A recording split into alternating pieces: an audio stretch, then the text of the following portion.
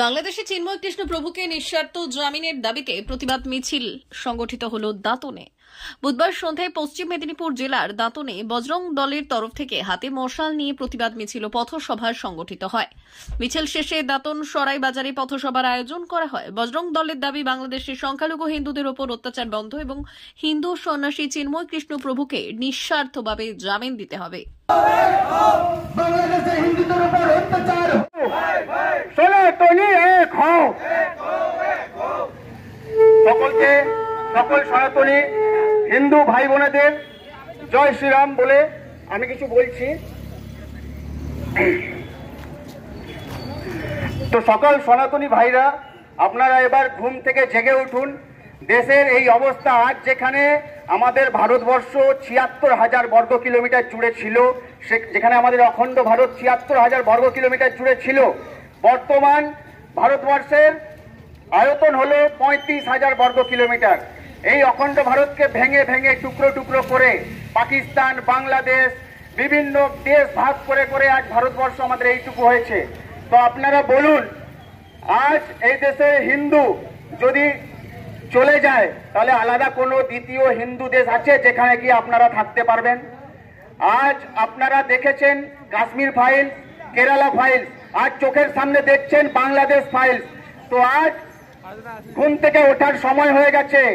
এক হাতে শাস্ত্র ধরুন আর এক হাতে অস্ত্র ধরুন। আজ না জাগলে আপনাদের পরবর্তী যে বংশ পরম্পরায় যারা আসবে, তারা যখন প্রশ্ন করবে যে বাবা, যখন হিন্দু ধর্মের উপর অত্যাচার হচ্ছিল তখন আপনারা কি করছিলেন? তো তখন যেন আপনারা মুখের উপর জবাব দিতে পারেন যে আমাদের একটু হলেও ওই হিন্দু জাগরণের জন্য আমরা সময় দিয়েছিলাম, আমরা লড়েছিলাম। দুনিয়ায় এত লাভ জেহাদ হচ্ছে, আমাদের গোমাতাদেরকে কাটা হচ্ছে, তো আমরা দেখছি, আমরা কবে জাগবো? আমরা দেখছি প্রতিবেশী হিন্দু ভাইদের সাথে যখন কোনো অন্যায় হচ্ছে, যখন অন্য ধর্ম অবলম্বীরা এসে অত্যাচার করছে, তখন আমরা দেখতে পাচ্ছি ও হাত গুটিয়ে বসে আছি। আমরা কবে জাগবো? যতদিন না নিজের বাড়ির মা বোনেদের সাথে হচ্ছে তবে, তাই তো?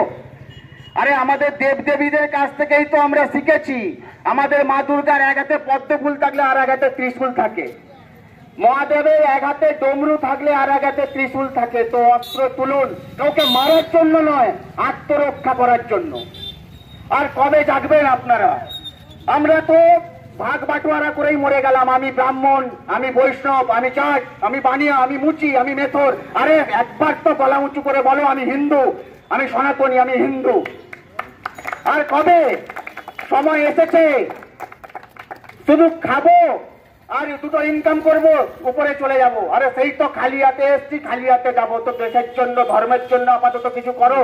প্রত্যেকটা পরিবার থেকে এক একটা ছেলেকে আরএসএস, বজরং দল, বিশ্ব হিন্দু পরিষদ, দুর্গা বাহিনীতে যোগদান দেওয়ার সুযোগ করে দিন আপনারা। যে হ্যাঁ, মেয়েদেরকে চাঁদের মতো সুন্দর নয়, সূর্যের মতো চকচকে বানান, যেন লোক চোখ উঁচু করে না দেখতে পারে।